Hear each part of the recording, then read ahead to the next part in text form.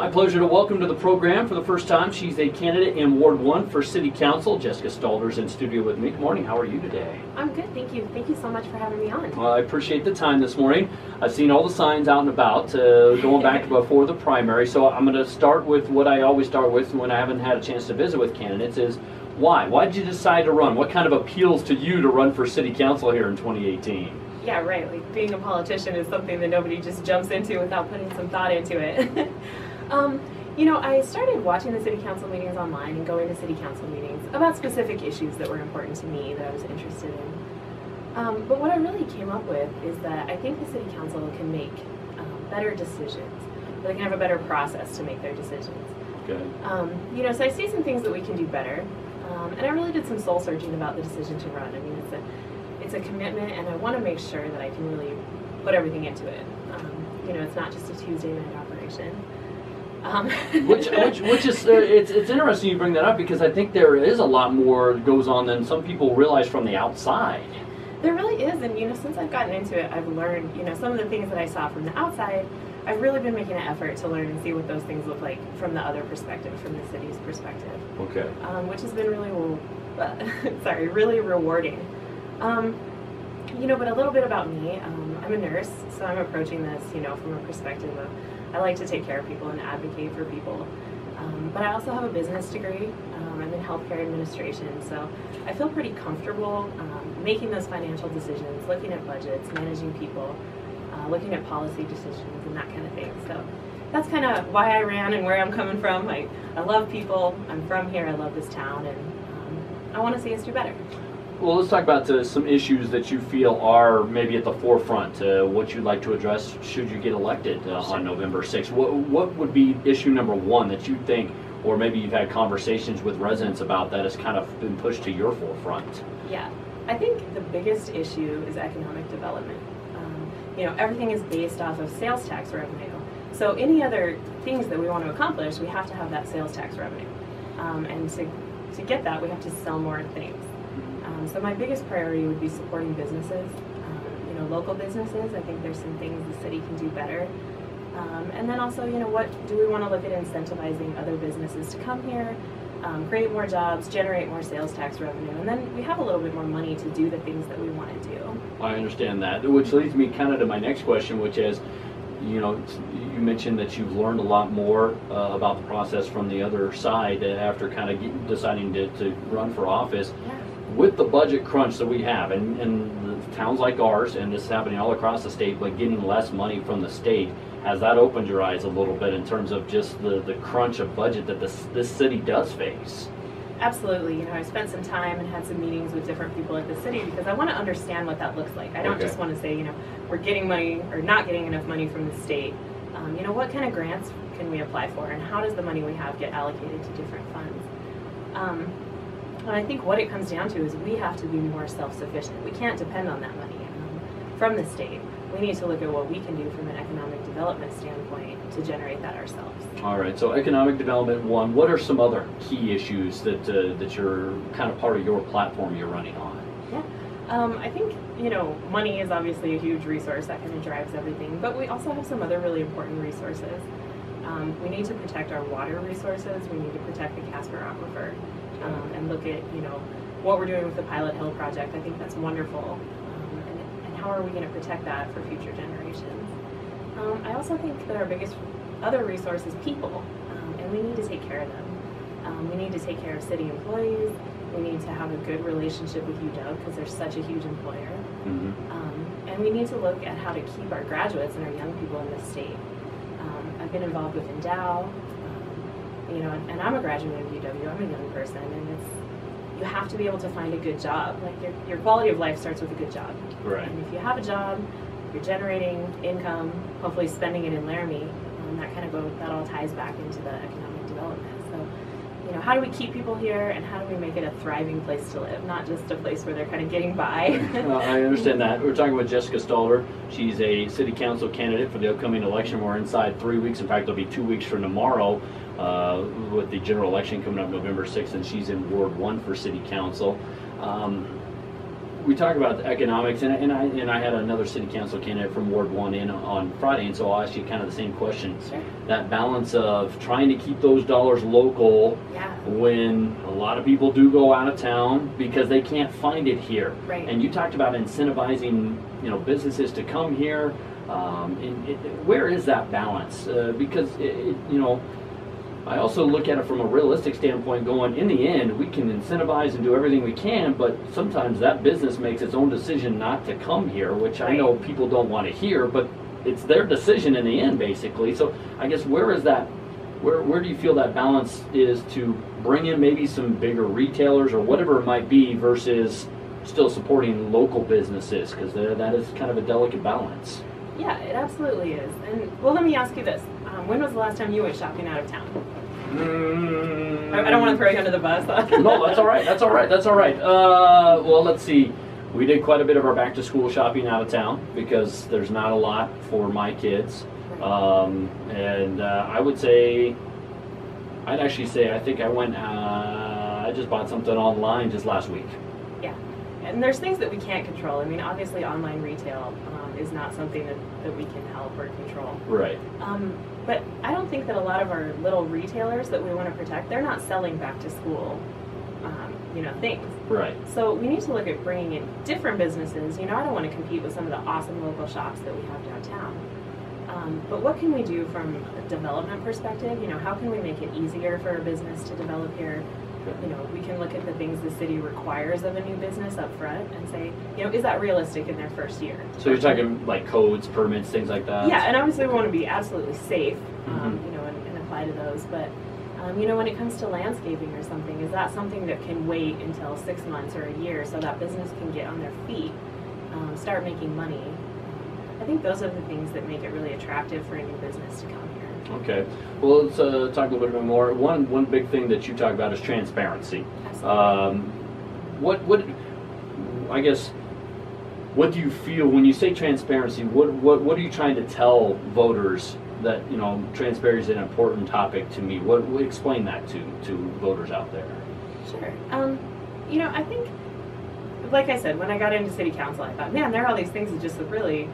I don't understand it from the outside, so obviously I can do better. And the more I learn about it and talk to counselors or talk to people in the city, I understand why certain decisions are made the way that they are. But I think that information should be more public and more accessible. I mean, I had to work to kind of figure out some of the things. And so what's important to me is saying, this is the decision we're making, and this is why.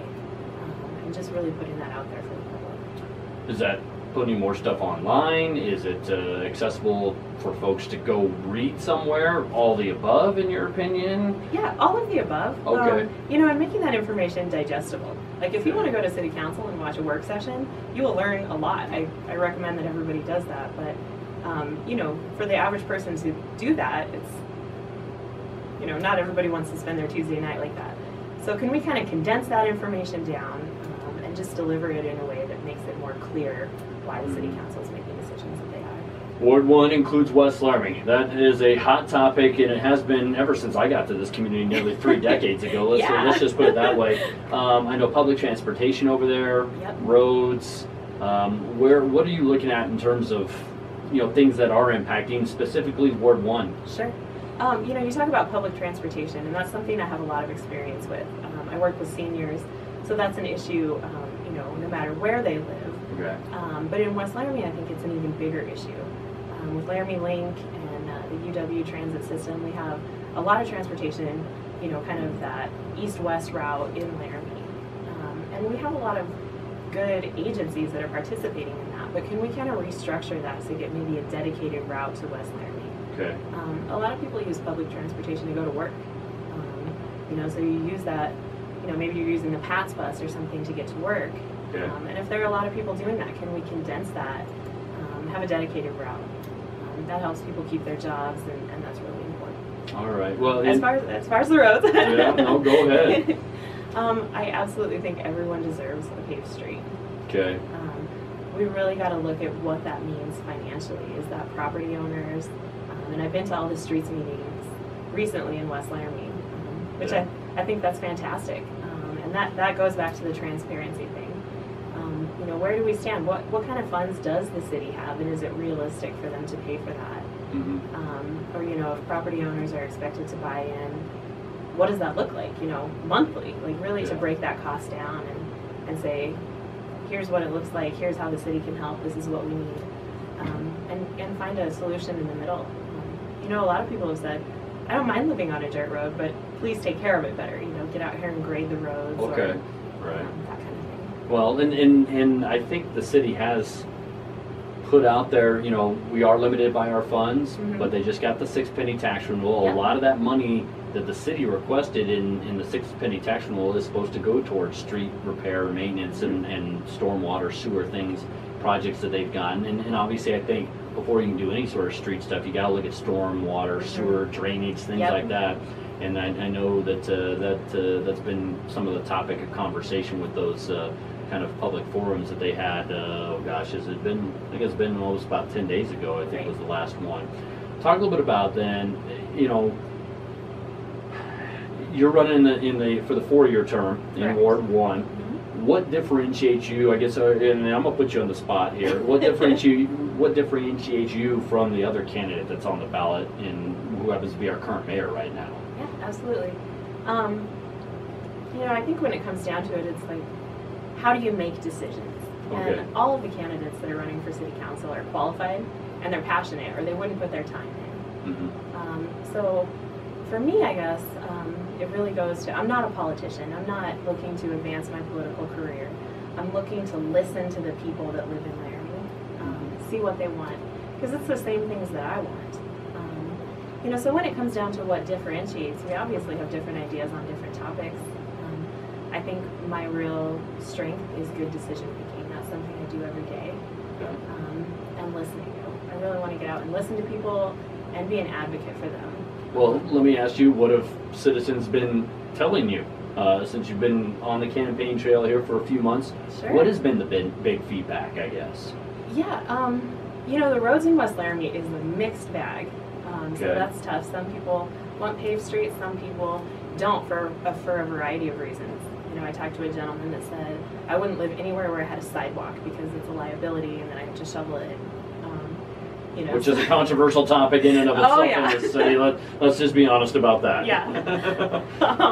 You know, so when it comes to streets, I think the way the city is looking at it in terms of special improvement districts, you know, does this street or this neighborhood, what do they want? Yeah. I think that's a good way to approach it. Well, and I also like the fact, and I don't mean to cut you off there, but I also like the fact that they're waiting till a new council comes on before they decide, because it'd be, to me, I think it would just be terrible if this council made it and then, you know, there's an influx of new councilors and then you're just stuck and you got to try and redo or undo some things. So I think at least that part of it was at least smart. So, sorry, go ahead. No, what else? Okay. What else kind of are folks in Ward 1 telling you? You know, I think the biggest beef about paving streets is, you know, when the West Laramie was annexed into Laramie, there seemed to be some sort of promise that the streets would get paved. And I've really looked into that, and I can't, you know, decide one way or the other if that's true. I mean, some people say it was just addressing, you know, water and sewer. Other people say that that promise included drainage and streets. And then I know there was another time in the late 80s or early 90s where there was a grant from the state that we were going to pave streets. Okay. And that didn't happen. From my understanding, the property owners actually voted against contributing to that. Yeah. Well, that's something I think that has been brought up, you know, in terms of, is there an increase in property taxes over there to help pay for some of that? There's a lot that goes into that. There's a lot, and I think it's just important for people to be informed. You know, I really appreciate all the people that turned up for the street meetings and gave their opinion, because that's really who's affected by the decision. You know, and as a new council going forward, I think it's important to take all of those opinions. I know the city is doing a survey, which is awesome, just to hear what people want and make that happen. Anything else in terms of important topics that you know you're kind of very passionate about in this election? Sure. The other thing I've heard universally while I'm knocking on doors is what we talked about economic development.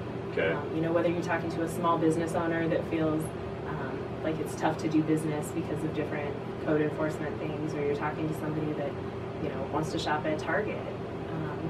I think the overriding thing that I hear from everyone consistently is we need to look at economic development. That's what's going to make our community thrive. Yeah. All right, I will give you the floor here before we get done, because we are starting to wind down out of time here in hour number 2 of the show. But a message for voters as we're coming up again, just over 2 weeks away from the election. What would you like to tell folks that live in Ward 1 about yourself and your message and why you should be elected? Sure. You know, I'm not going to talk about any specific topics right now, because I think as a counselor, the most important thing you can do is listen. You know, it's not about me, it's about what the citizens in Ward 1 want. Okay. And I will work very hard to make that happen. You know, I have the compassion as a nurse, and I have passion for Laramie. I grew up here. My grandparents and my parents are from here, and I'm raising a family. So it's important to me that Laramie thrives. Mm-hmm. But, you know, I also have the skill set to make good decisions, to look at the financial outlook, and I think make good, realistic decisions. I would just really appreciate your vote on November 6th. I think I have good relationships with other counselors and other people in Laramie government, and I think when it really comes down to it, everybody wants what's best, and we just have to sit down at the table and be good communicators, and that's something I think is really a strength. Well, with that, I will we'll put a bow on it, and I wish you best of luck coming up. Just over 2 weeks away. Yeah. Hard to believe it's finally starting to wind down a little bit. Yeah, it's exciting though. You know, I was worried about knocking on doors. I thought that was going to be a big, you know, I thought it was going to be hard, but I have enjoyed so much meeting people in Laramie and hearing their different perspectives. And every time I get to meet someone, it kind of shapes the direction that I see. I kind of see the bigger picture, and I really appreciate people taking the time to talk to me. So, I mean, if you have any questions, don't hesitate to get a hold of me on my Facebook page, email, anything like that. What would be your email? Well, you can get to me through my Facebook page. It's just Jessica Stalder for Laramie City Council Ward 1. Okay. And then my email is jessicastalder4laramie@gmail.com. All right. Thanks so much for coming in. Best of luck. Thank you so much for having me.